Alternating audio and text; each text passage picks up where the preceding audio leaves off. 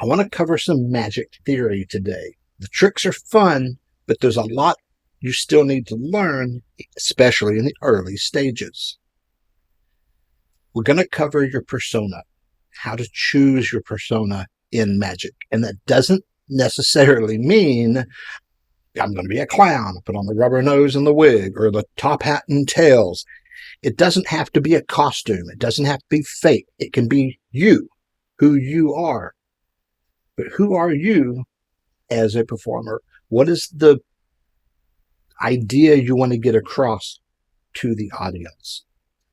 So in that way, I'm going to use some theater terms: idea, conceit, instantiation. You're not going to come out and tell them what these are. It's going to be just in your character, in your persona, in your presentation. I stay out of religion, especially on a magic forum, and because it has nothing to do really, unless you're a gospel magician, which I'm not. But Harry Anderson, I saw a lecture with him back at our magic club in Dallas. He gave a really good lecture. One of the things that really stood out was his explanation of idea, conceit, and instantiation. To define the words, I'm going to use the same example that Harry Anderson used. And people in the room looked uncomfortable when he started bringing up Jesus. But the example works. When you think, I should go to church, that is an idea. When you believe that the Bible is the Word of God and your ticket into heaven, that is a conceit. Jesus Christ Superstar is the instantiation. So using those examples, you can see that theatrically, the idea is simply an idea. And you start with that, and then you build into the conceit. So in magic, there are different conceits you can have. The conceit, for me, it's the idea you get across to the audience. For me, I want magic is fun. Let's have fun. Let's play. That's my conceit. If you don't clearly show a conceit, you never come out and state it, really. You shouldn't. But it's in the instantiation. It's in the performance. It's in your persona. And if you don't clearly show your conceit, the audience will assign one to you, and more often than not, the audience will think, I know something you don't. It's like, I'm the magician, you're the audience, I can do all this, look at me, I am amazing, you can't do this. That's a terrible conceit, really is. Now, the top hat and tails serious magician can still go out and do a good show, but if it's just that presentation of, look at me, it's not really a fun show. So you watch them, they still have something else underlying theme. If you don't give them a clear idea of who you are and what you are, they're going to assign that to you, and it usually will be the I know something you don't. To use examples from my childhood, TV magic was pretty much David Copperfield and Doug Henning. David Copperfield came out very serious. He was always in like a suit. He wasn't quite top hat and tails, but he was on the serious side of magic. Very good magician. I just didn't like that persona. I was 10. I didn't put it into words. I just knew that I liked Doug Henning better. Doug Henning came out with the colorful costumes, and he's dancing around. And when the magic happened, his eyes would bug out, and he'd be, oh, wow. He would be as amazed as he wants you to be. So his conceit was more of, wow, magic is amazing. Now, he's still doing the tricks, and I'm not, but it never came across as, look at me, I can do this, and you cannot. And I don't think that was Copperfield's conceit either, but he was more towards that end. And so I really was drawn towards Doug Henning much more than Copperfield. And they are both very fine magicians. I'm not saying one's better than the other, but I just liked that style of performing. So later I was drawn to Harry Anderson, Penn and Teller. I like, they're fun. They get out there and it's just, they have fun.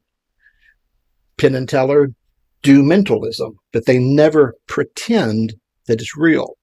When you're choosing your persona, as I said, it doesn't have to be, a funny hat and a big red nose and the floppy shoes.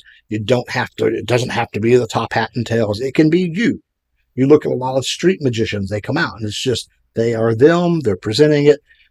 But the ideas behind what you're doing are going to show through. You need to know what you're doing and who you want to be. So when you present the magic, they know where you're coming from and what you're saying. And none of this is ever put in words, usually by you or by the audience, but it's there. You watch Harry Anderson. He comes out, he's a goof. He was half stand-up comedy, half magic. He'd come out with, his Harry the Hat, the con man, the street guy, the hustler. It was all just, fun. Penn and Teller. Teller's probably the best sleight of hand magician in ages. He is amazing. Penn and Teller together are a wonderful duo. They're out there doing great magic, and they're just making it fun. They don't ever present it as magic. It's not real. It's a trick. They will always tell you it is a trick. They're not going to tell you what the trick is, maybe. Some they will. They'll show you how the thumb tip works. They do the cups and balls with a clear cup. Some magicians don't care for that. I think it's pretty good because it's still, even watching that is amazing. They tell you exactly how it's done and they still amaze you with it. That's pretty good. Now, if you're making a living out of doing cups and balls, you're not going to want to see them do that. I understand. But they never present it as real magic. You have some of these on TV that come out and they want you to think that it's real. I'm going to freak you out. I'm going to do this and you're going to believe that it's real. And Penn is very vocal that that is immoral. And I tend to agree with him. I do. I think you need to be out as more honest. Even the ones that do serious magic will tell you it's tricks. That's, you're not lying. Well, okay, you're kind of lying. Magic is lying because I've got all these gimmicks and all these tricks and I'm going to tell you I can do something. But the conceit behind the persona, the idea of what you're doing, I think should be based on truth. I am not Harry Potter. I am not a wizard. It is not magic. It is tricks. Tricks can be fun. Magic is fun. So to me, you still go out there and you can wow them with the magic and you can be as serious as you want. You want to wear the top hat and tails? Do it. Not sure that you could sell that right now. I don't know if people aren't buying that idea. But if you can do it, do it. The instantiation can be a very deep, complicated, philosophical concept. Basically, it's the example. It's the personification, which is where Harry Anderson says, Jesus Christ Superstar. That's showing you.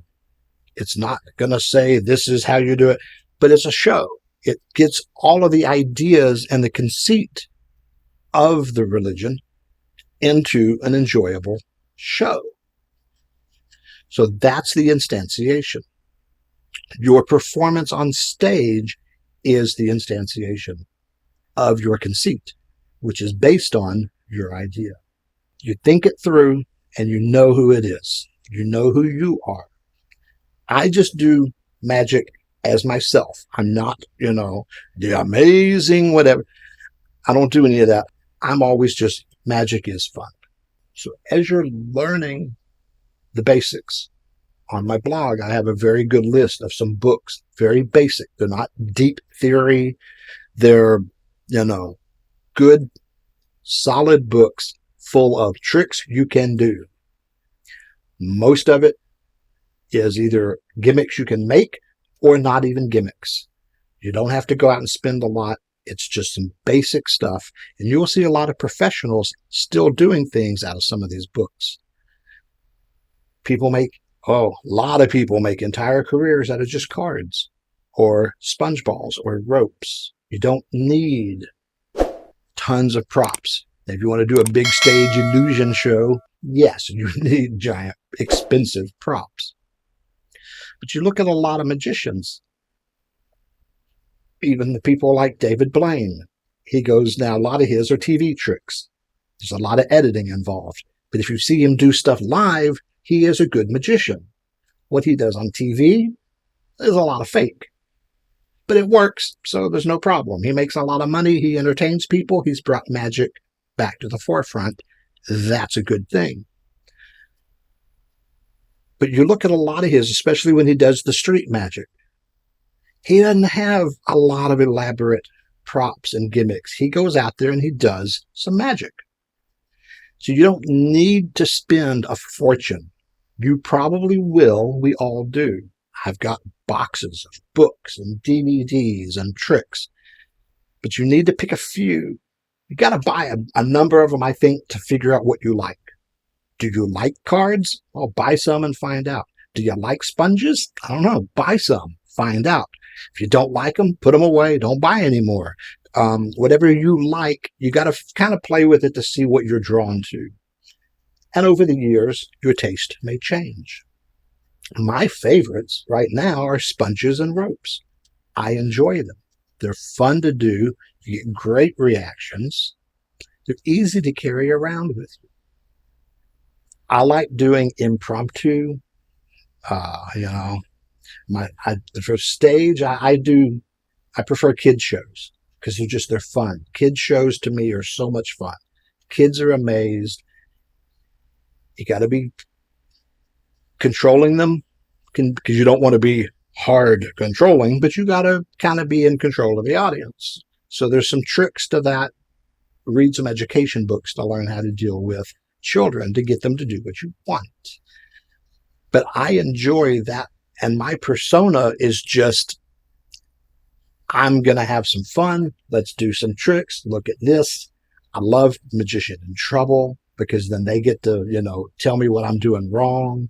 So I don't take it real seriously. I'm always, I mess up until they point me in the right direction, or I have one of them come up and finish the trick for me. I love doing that. Let them do it. Try and give them all the applause, but it's obvious that I'm the one doing it, So my persona is always just, let's have fun.